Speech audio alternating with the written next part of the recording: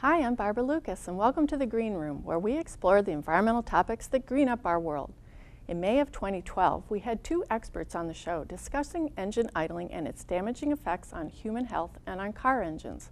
Today, we'll be talking with citizen advocates who are in the trenches working to reduce the unnecessary idling of cars in their school parking lots. Our first guest is Susan Hutton, a professional writer and member of the City of Ann Arbor Environmental Commission. Susan, welcome to the show. Thank you so much for inviting me. So I know you've been doing presentations to community groups around town. How'd you get started on this topic? Well, I've always been interested in environmental issues, and my son has asthma, and when he was much younger, it was a problem for him, but luckily, as he's gotten older, he started to outgrow it.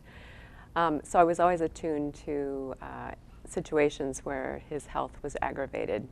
And when my kids got a little older and we started going to our neighborhood elementary school, we walked by these long lines of idling buses and cars.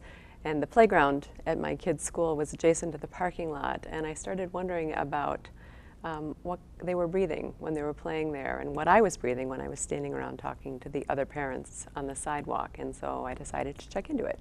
Did you find a connection between asthma and idling? I did find a connection between asthma and idling. The pollutants in car exhaust are not good for anyone to breathe, but they are particularly harmful to kids. Kids' lungs are still developing, and they breathe faster than adults do, and they breathe more air per pound of body weight than adults do. And vehicle exhaust contains things like carbon monoxide and particulate matter and cancer-causing toxins such as benzene, and there's definitely a correlation between exposure to car exhaust and asthma attacks. And kids are low to the ground, close to the exhaust Exactly. fumes. Yep, Yeah. they sure are. It's not a great situation, and you know the nice thing about idling, if there is something that's nice about it, is that it's something that's easy to prevent. You know, nobody wakes up in the day and says, boy, I hope I get a chance to go out and get some good idling in today. You know, it's just something that you do because you are on your way to doing something else, or you get distracted, or you just don't think about it. And once you are aware that it's something that is actually damaging and that's worth paying attention to and preventing yourself from doing it, it's not much of a sacrifice to turn it off. And you know, the only time that people really, I think, intentionally idle is because they're following guidelines that when they were initially given 20 years ago were accurate, such as if you get up on a cold morning, you should warm your car engine up before you drive off into your day. And at the time that we were all told that, it was true, but engine technology has changed so enormously that it isn't true any longer. And everyone agrees, AAA, car manufacturers, automotive engineers all agree that you can be most effective and most efficient warming your car engine up if you drive, you know, at the speeds that you would be driving if you were moving through your residential neighborhood on your way to work or taking your kids to school or whatever you're doing. But that's the most efficient way to warm up your engine. And if you are going to be stopped idling for 10 seconds or longer, it's going to, you'll use more fuel if you're idling 10 seconds or longer than if you turned your car off and turned it back on again. And so I think those are really helpful things. Once people know that, it's a really easy way to change behavior and make a difference. For instance, I've heard of ozone action days, but I never realized until I looked at the list of things that you can do to prevent problems with ozone that idling is one of the things that you need to avoid on an ozone action day. That's absolutely true. And I guess ozone month or ozone season starts in May, which is before the school year ends. Exactly. Yeah, there's a good 6 weeks of ozone action day season when kids are still in school. And so, you know, again, because children are so much more vulnerable to the pollutants in car exhaust, it's a time that we should all be more aware of what we're doing. I guess the first ozone action day was May 23rd last year. I know, which is so surprising. It's much earlier than it has been in previous years. And we have a higher rate of asthma in Washtenaw County than statewide and I guess nationwide. It's true. I think in Washtenaw County it's about 12%, and in the United States I believe it's about 6.2%, so we're significantly higher in Washtenaw County. Serious concern. Yep. So you have been working with this through the Environmental Commission, and then you also started working with a statewide task force. Do you want to tell us about that? Yeah, the task force was something that started because we wanted to make sure that whatever materials were developed from this energy that we were putting toward curbing idling was available to everyone. We didn't want it to be a situation where the city of Ann Arbor was creating material and that other cities or county governments didn't feel like they could have access to it. So we intentionally created a coalition that included nonprofit organizations, state and municipal governments, because we wanted to pool all of our resources and make sure we came up with some really great material that other people could use. And so we have been working since about the fall of 2011 and have come up with an online tutorial on the Michigan MotorSmart website and fact sheets. Let's give that URL before we go any farther. For michiganmotorsmart.org. Yep. Okay. Yep. All right, so the online tutorial, I didn't mean to interrupt. What was that about? That is a tutorial for someone who wants to learn more about idling himself or herself, and also for people who would like to be trained in order to teach others about it. And there's a video of myths and facts Yep. that people could show at presentations if they'd like. Mm-hmm. There's some fact sheets. Want to tell us about those? There's a fact sheet about how vehicle technology has changed, explaining why the recommendations have changed over the years. And there's also a fact sheet about health effects. If somebody wanted to sign up to receive a presentation Mm-hmm. in their school or for their community group, could they do that? Absolutely, yep. There's a link that you can click on the website that asks for all the information people need to provide in order for us to hook them up with a presentation. And then who would be doing the presenting? Would that be the task force members, or would it be volunteers you're hoping to recruit? Or It could be either one. okay. There's also toolkits on the website, right? Yeah, there's a Examples? really great toolkit that the EPA has put together that I'm very fond of. I think it has some great curriculum, and I think that it has excellent steps for schools to make an anti-idling program become a student-centered project, which I really like and think is a great idea. But I think just in general, the spirit of educating your community is something that's really important as part of this effort. Last week at the Keeling Curve in Hawaii, they monitor carbon dioxide content in the global atmosphere, and it was 399.74 carbon dioxide parts per million, and that's the highest number ever recorded. And global warming, which is what idling contributes to global warming, which contributes to climate change, is the biggest obstacle that we're all facing. And if we can't talk to each other about turning off our cars when we're not using them, or talk to each other about ways that we can reduce our carbon emissions, we're not going to be able to solve this problem. And it's the biggest problem we have, but it's also the biggest opportunity we have for creating a community. And this is really something that I think is important, that I hope other people are inspired to participate in. Well said. You've really been doing a lot of great work on this topic, and I hope that you continue, because the community needs you working on it. Thanks. Thanks for being here today, Susan. Thanks really for appreciate inviting it. me. Our next guest is Sheetal Pachak, whose two sons are students at East Arbor Academy in Ypsilanti. Sheetal has spearheaded an anti-idling campaign at their school, and by way of introduction, we're going to show a preview of a rap video she produced to get the students' attention on this topic. Here it is.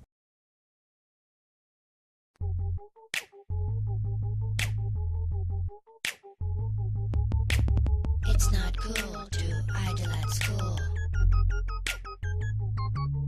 so please turn your key and be ad-free.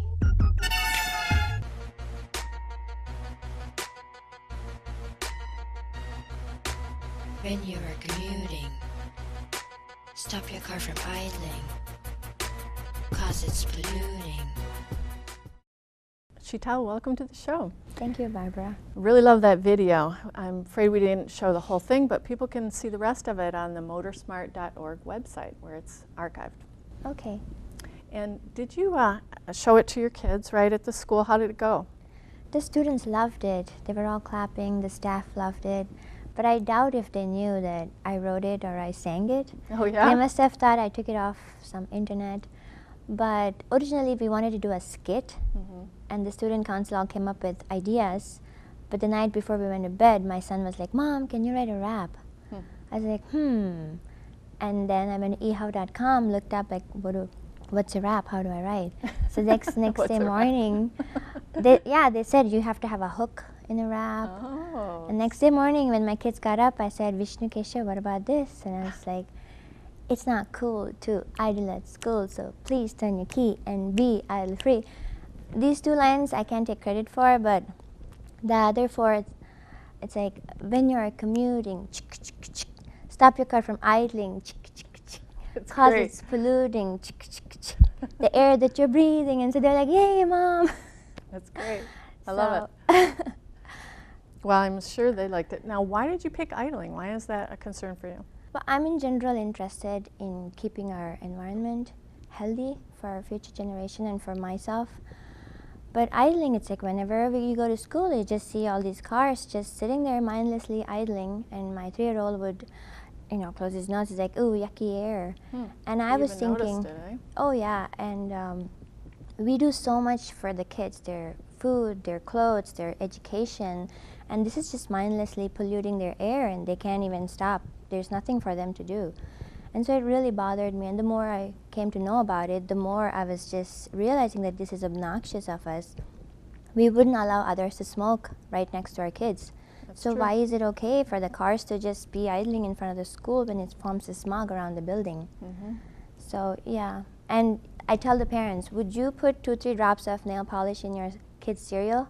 They're like, I said, what about 1 drop? That's what people say. It's just a few minutes of here and there, and the idling has like 40 toxic chemicals that kids are breathing at their tailpipe level. So to me, it's like they're helpless, and we have to be their champions. Good point.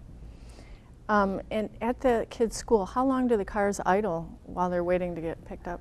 So to find out, I had the student council kids do surveys to even ask the parents directly. So some would say not at all, some would say a few minutes, 5 minutes, and some an hour. Some would say, I don't even know An what's hour? idling. Yes. Wow. And the kids would come back and report and say, they said they were not idling, but the car was on. It shows that people are maybe not aware that they're really doing it.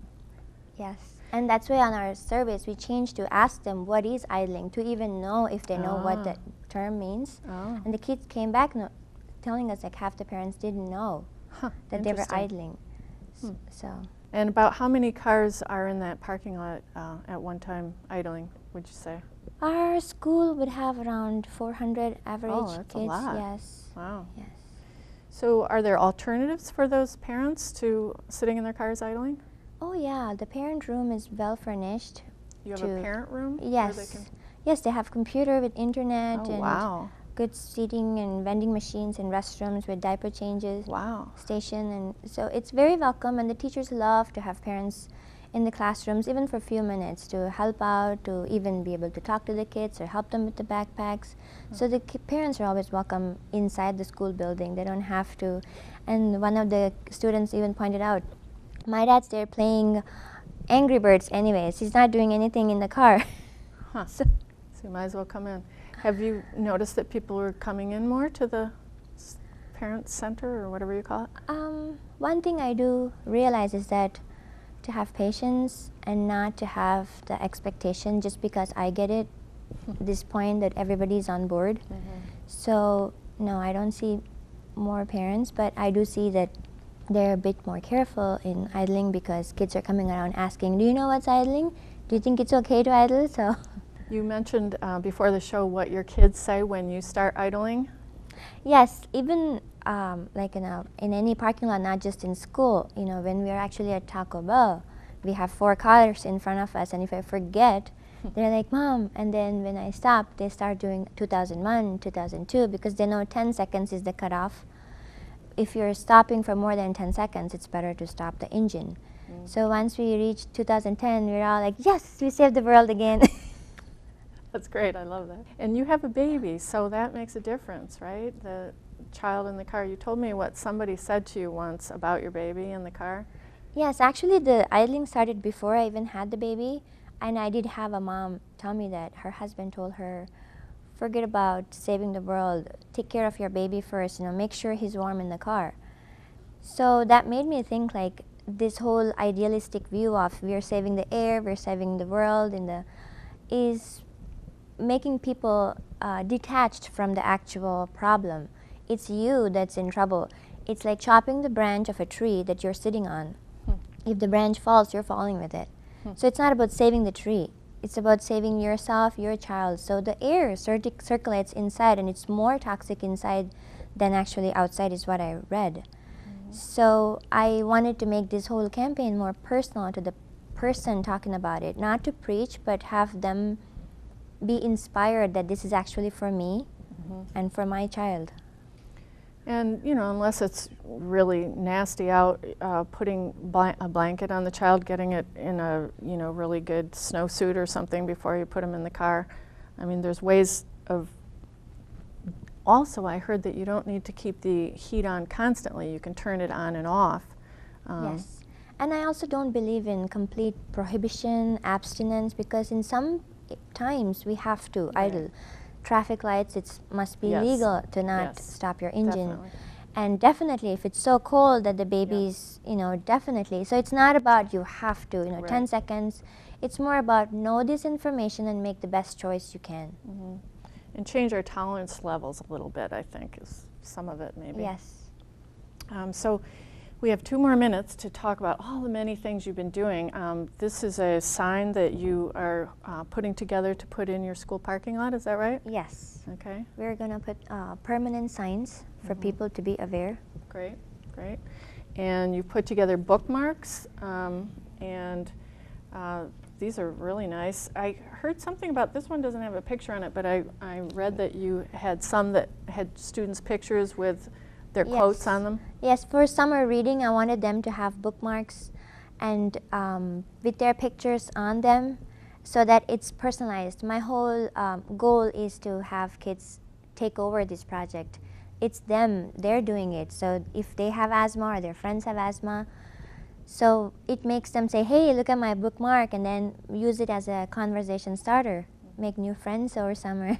And I know that you're trying to keep it on the positive, and one of the ways was that students were giving out awards for caught being good if somebody's not idling. Yes, I definitely believe in positive reinforcement rather than saying stop idling. One idea, actually many ideas that the student council kids came up with is like giving mint, saying thank you for your commitment. Or, you know, talking to the local businesses like Trader Joe's if they can provide us something so that we can give it as appreciation, like, hey, you did a good job. Or even mentioning their name in the school bulletin or in the assembly. We have different ideas, and the kids come up with good ideas all the time. Great. Well, I'm sure you're quite an inspiration to them. We really appreciate all you're doing, and thank you so much for being here today, Sheetal. Thank you very much, Barbara. While our next guest is getting seated, I'd like to ask the audience to imagine they're leaving a big concert or sports event and there's gridlock in the parking lot with hundreds of cars idling in line for an annoyingly long time. Grace Lafreniere attends Northville High School, where a parking jam like that happens every day when school lets out. Grace is part of a group of 7 students that created a plan for dealing with this issue. Grace, welcome to the show. Thank you. So why did you pick this project for your science class? Ever since I've been going to Northville, I've always ended up in the parking lot some way or another. And I get sick when I'm in the parking lot on hot days because of the amount of smog and smoke that's just there because of all the idling. And on top of that, the traffic jams at Northville are just legendary. And so anything we could have done to help that situation would be great. Do you have allergies and that kind of exacerbates them? Yeah, I have a lot of seasonal allergies, but I also have some other allergies, and the combination of the two just makes me feel so sick whenever I'm in a heated parking lot in a traffic jam. I can't even sit in traffic on the highway without getting sick. Well, I have been in Northville High School parking lots after like concerts and things, and it is really annoying. I mean, it takes 20 minutes or something. How long does it take to let out each day? On average, it takes probably about 20 to 25 minutes, depending on the lot you're in. If you're in the main lot, you'll probably get out closer to 15 to 20 minutes, but the east lot, it gets really jammed up, and that'll take you 20 to 25 minutes really every day. And it's really a problem, especially in the east lot. There's a lot of safety hazards there. How's safety get involved? Well, there's a lot of accidents at Northville because students, really? especially in the east lot, don't follow in every other policy. In the main lot, we do a little bit more, but because everybody's running out of the high school so fast, just trying to get to their cars all at once and get out of there, it just creates a huge safety hazard for all the students. You know, we've had a couple kids get hit in the parking lot. There's been cars hitting other cars. It's just not good. And it's all because people don't want to have to wait in line because it's so annoying. And it's funny because we're always talking about trying to reduce stress levels, and this would be a good way of dealing with it. Yeah, it really would be. So what is your plan, your proposal?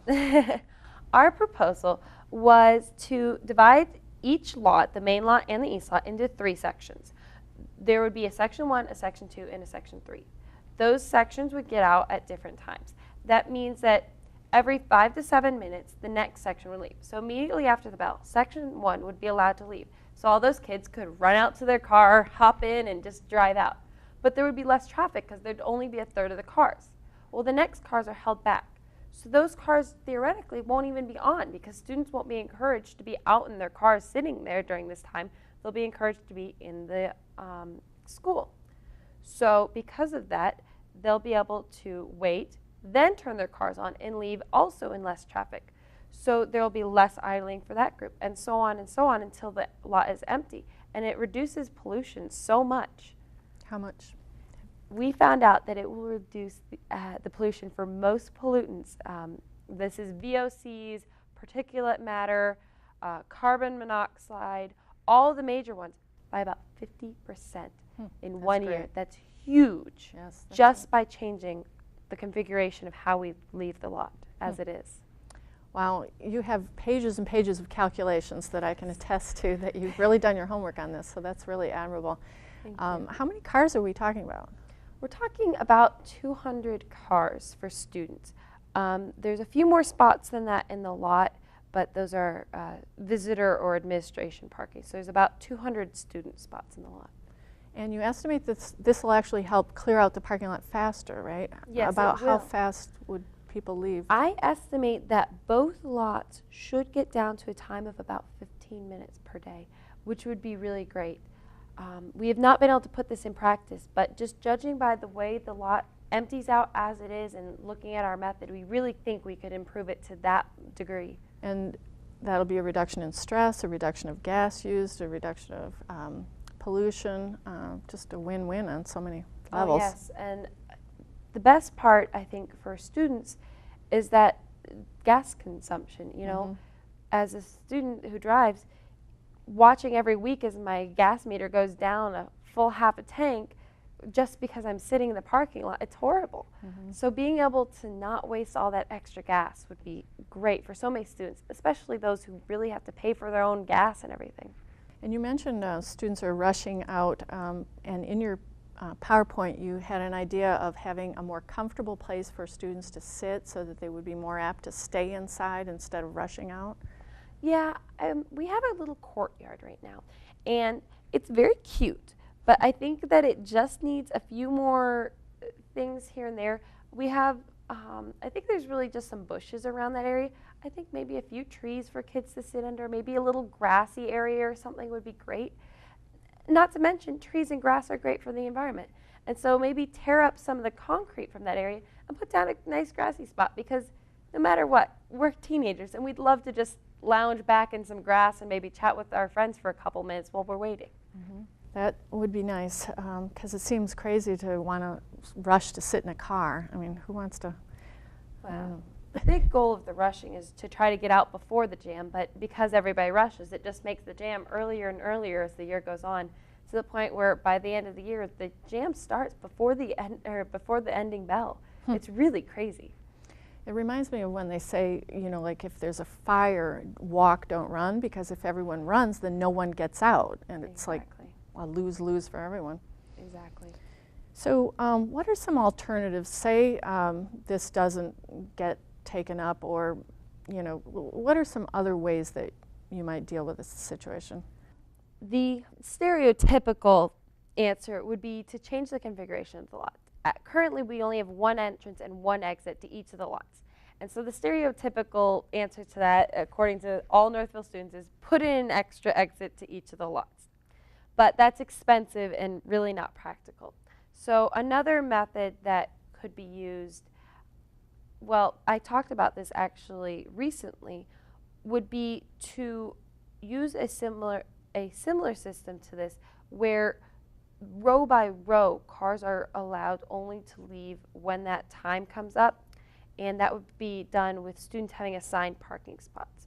Whereas our system uses where the students can really regulate themselves where they want to park for the day, allowing students to leave sooner or later depending on their what they need. Well, let's talk about, we only have a short amount of time left. Let's talk about things that don't relate to cars, because I would like to point out that the Northville does have busing for all the students that are living outside of 1 mile. So technically, you could either ride your bike or walk or take a bus, and you don't even need to take a car. Now, why aren't more students riding a bike in Northville? Well, there really aren't many good bike paths, and there's a lot of major roads, especially right around the high schools. The high school sits right on 6 Mile Road, which at the beginning of the day is absolutely packed with cars. And so it's really, really unsafe for kids to be out there. And I know I personally only live about 10 miles at most from the school, and so as a triathlete, I could ride my bike to school no problem, but there's no sidewalks for me to do that on, and I don't feel safe riding there. As far as buses, about half the students at my school, I would estimate, still take the bus, and that's mostly freshmen and sophomores, but it's just the students who do take or choose to drive that have the issues. And promoting more carpooling, of course, would help. Yes, definitely. Another thought I had, have you guys thought about staggering the dismissal time, like having a third of the classes end at 3 and another third end at 3:07? And That was something that I discussed recently because I was talking with the assistant superintendents just yesterday. And what they said is that that really wouldn't work because of regulations placed on schools. Because of that, they really can't hold some of the students extra long. It's not fair to those students. Otherwise, they'd have to have a third of the school come into school early. I see. And so it's not something that would be able to work. Well, I'm really glad you came up with the plan you did, and I hope it works out for you. And I really appreciate you coming in here today and talking about it. It was great talking to you. Thank you so much. Well, that's our show for today. If you'd like to see links related to today's topic, check out www.motorsmart.org. Thanks for joining us here in the Green Room.